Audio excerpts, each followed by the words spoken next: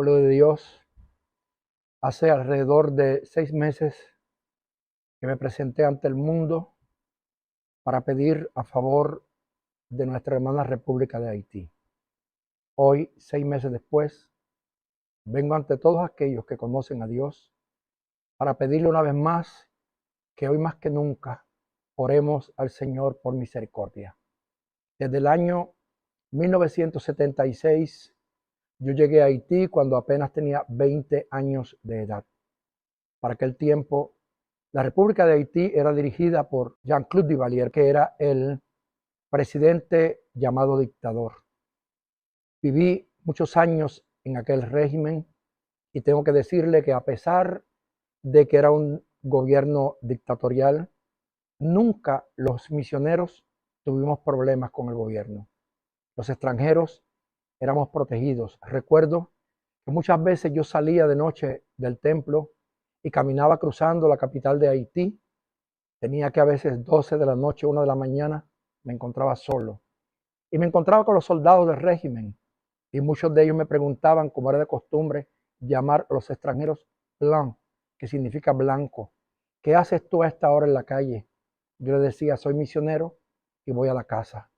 Y muchos de ellos me felicitaban, me daban la mano y algunos hasta me acompañaban trayectos en el camino y yo sentía mucha seguridad porque había respeto por la iglesia, había respeto por los misioneros. Tristemente hoy Haití se encuentra en el peor momento de su historia. Nunca habíamos visto lo que se está viendo en el día de hoy. Ya no hay respeto a Dios. Los templos han sido vandalizados, muchos de ellos. En esta semana recibí noticias de un seminario evangélico muy conocido, donde muchos de los ministros de nuestra organización hicieron sus estudios y se graduaron, ha sido vandalizado. Las escuelas han sido muchas destruidas y mucha gente ha tenido que salir despavoridos, huyendo a las provincias para poder tener seguridad en su vida. A mí me gustaría pedir al pueblo de Dios que una vez más oremos por Haití.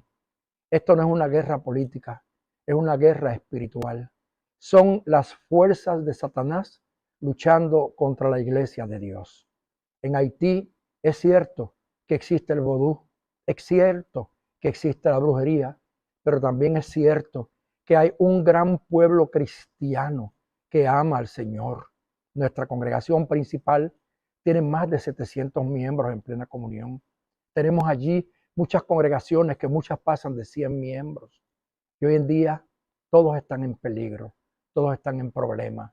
Yo quiero pedirle a la iglesia del Señor, esto no es cuestión de concilios, no es que tú te llames Valles de Bendición o Asambleas de Dios o Dios Pentecostal o Mission Board. Son todos los cristianos los que están padeciendo.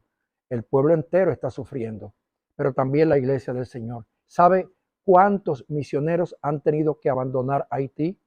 Misioneros que tienen orfanatorios y sus niños, ellos han tenido que sacarlos o llevarlos a algún lugar porque las bandas han entrado y han destruido aún a los orfanatorios y han amenazado también a los misioneros.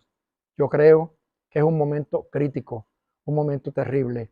Y yo quiero que todos ustedes sepan, si no lo sabían, que en Haití no hay separación entre iglesia y Estado, sino que en Haití el Estado gobierna la iglesia a través de lo que se conoce como el ministerio de culto. Por lo tanto, el gobierno tiene poder para cerrar una iglesia o para abrirla. Ahora, en este momento, las fuerzas gubernamentales no están. Está todo en el piso. No hay quien abogue ni quien defienda por la iglesia. Y yo quiero que tú sepas que muchas de las escuelas que existen en Haití son patrocinadas por las misiones extranjeras. Porque la ley en Haití dice que ninguna misión extranjera puede tener un templo o puede tener una iglesia establecida si no tiene labor social. Por lo tanto, se le exige o que tengan escuelas, o que tengas hospitales, o que tengas dispensarios médicos, pero la iglesia tiene que servir al pueblo.